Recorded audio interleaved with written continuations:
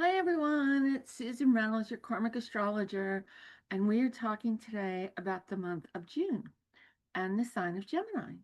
So if you were born roughly between May 20th and June 21st, you were born under the sign of the twins. This is an air sign. This is also a mutable sign. Air is mental. It's all about how we think, how we communicate, what we say, how we share our ideas and our words. So the mind is usually very strong with Gemini, very active. These are smart, smart people. But the parents of a Gemini may struggle a little bit because Gemini's mind is always active, always busy.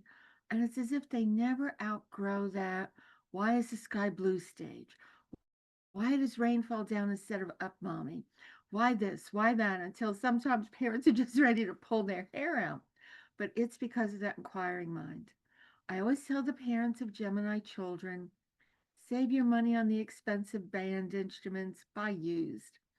Because Gemini tends to be a restless sign. At whatever age they are, they get bored fairly quickly. They want to move on to the next thing. They want to be doing something else.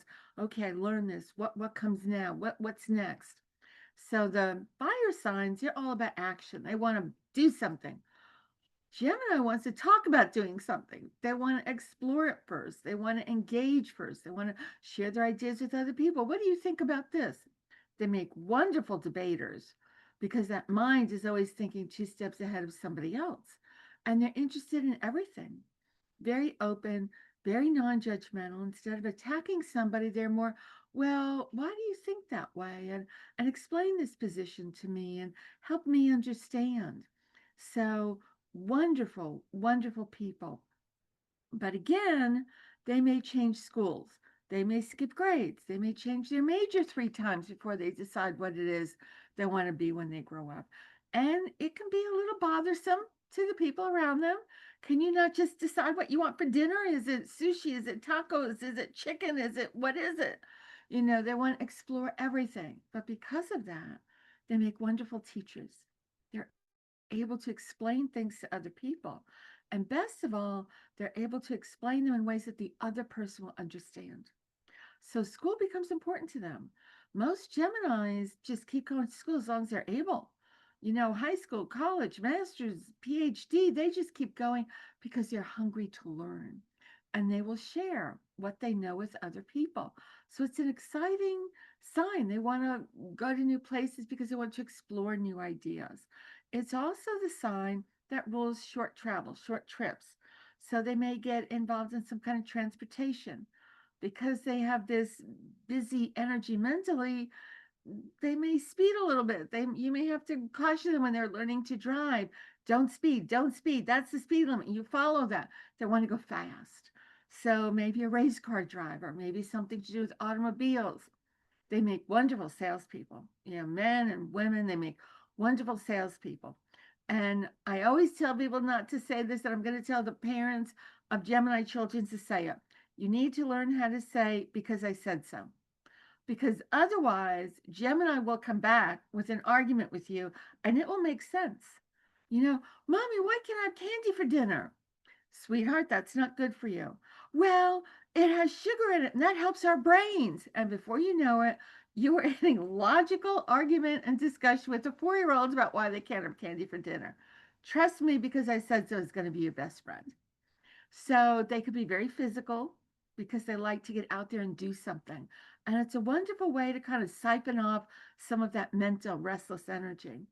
I don't know this for a fact, but I've always wondered if Gemini children get diagnosed as ADHD more than other signs because of that restlessness, because they're going to struggle to sit and do one thing.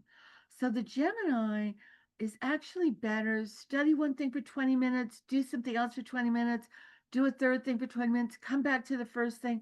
Their minds engage more that way. Trying to get them to sit still and do one thing for 2 hours, it's like an exercise in futility. They're not wired that way.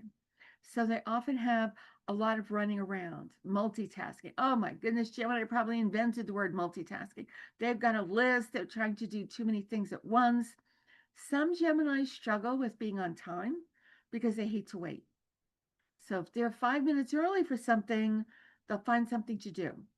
And what they find to do may take 20 minutes, so they end up being 15 minutes late instead of 5 minutes early because they hate to waste time. So, because they're comfortable juggling, they sometimes struggle to understand that other people are not. Taurus, for instance, doesn't want to do two or three things, they want to do one thing. Gemini can be a little bit all over the place. Sometimes they're late because of that. They're on their own personal internal clock, but they are so much fun.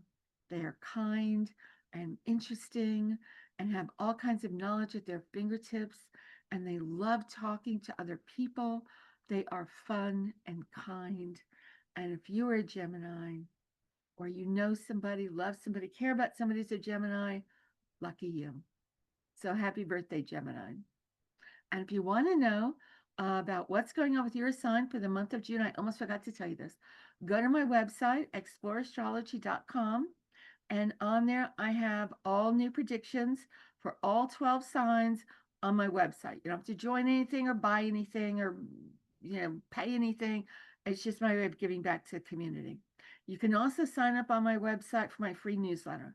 I send out a free newsletter every month with what the new moon is doing and what the full moon is doing. So if you want to know what the moon is doing in June, sign up and you will be on the list to get my free newsletter. I'm going to mention this next month in July as well, but I will mention that on July 6th, I am doing a 1 hour talk on predictions for the second half of 2025 and maybe going into early 26. Usually I don't do this, but the country seems to be a little stressed and we don't know what's going on and there's a lot happening. So I decided I was going to do a 1 hour talk.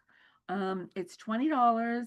I'm going to see about recording it. So if you can't make it in person, but you can find all the details on my website, exploreastrology.com.